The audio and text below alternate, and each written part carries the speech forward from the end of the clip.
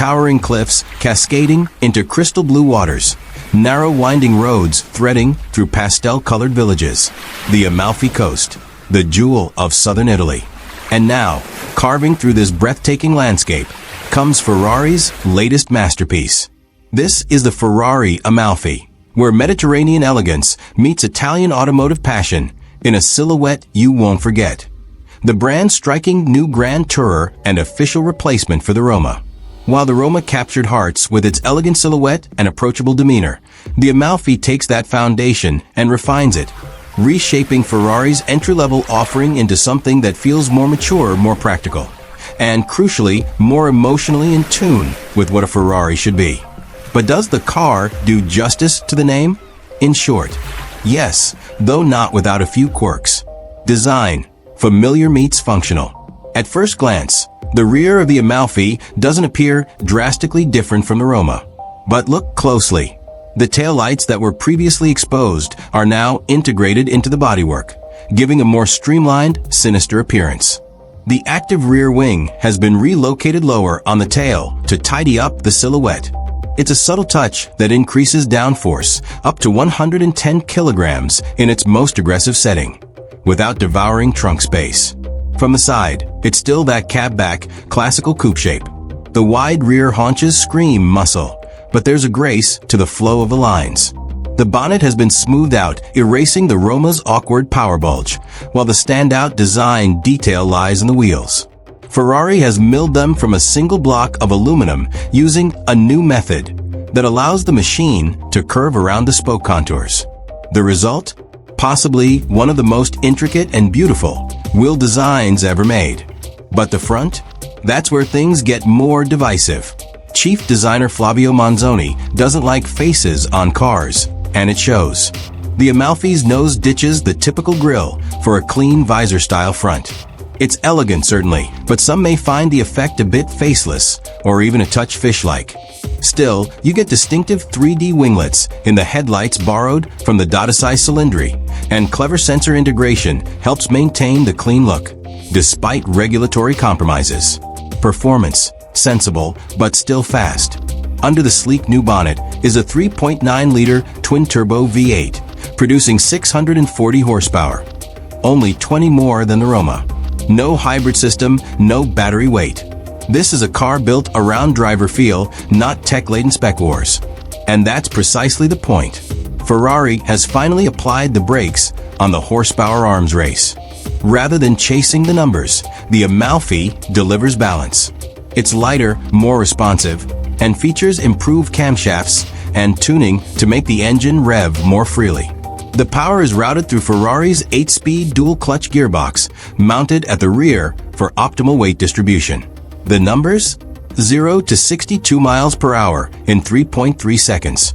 0 to 125 miles per hour in 9.0 seconds. Top speed of 200 miles per hour.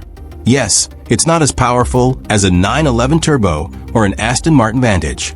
But in many ways, that's the appeal. This is Ferrari showing restraint and regaining its identity as a builder of emotional, usable cars. Interior, a revolution in tactile design. Nowhere is Ferrari's new sense of direction clearer than inside the Amalfi. The biggest headline? Buttons are back.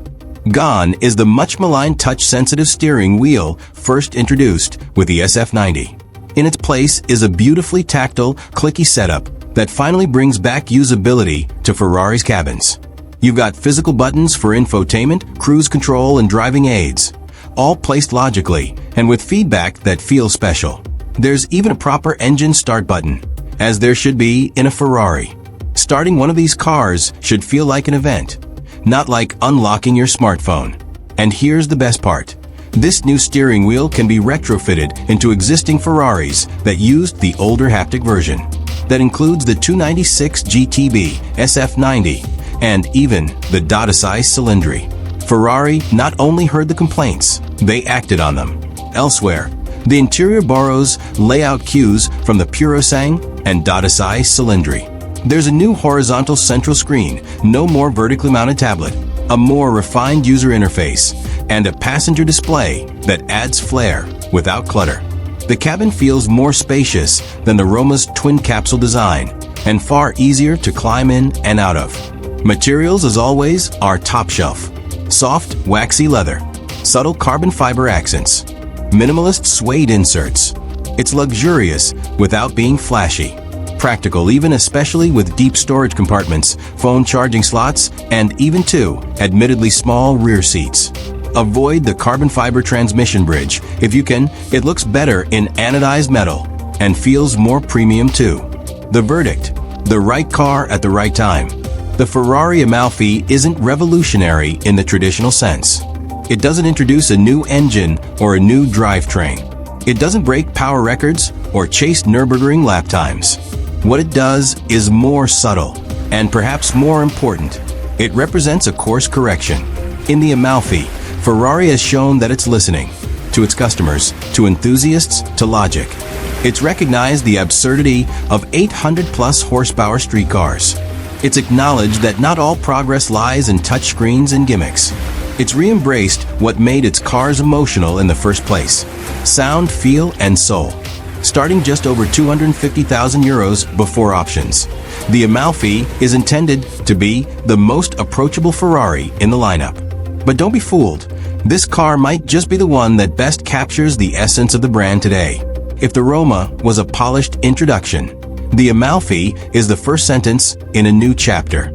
And if this is the direction Ferrari is going, then the future looks both fast and refreshingly familiar.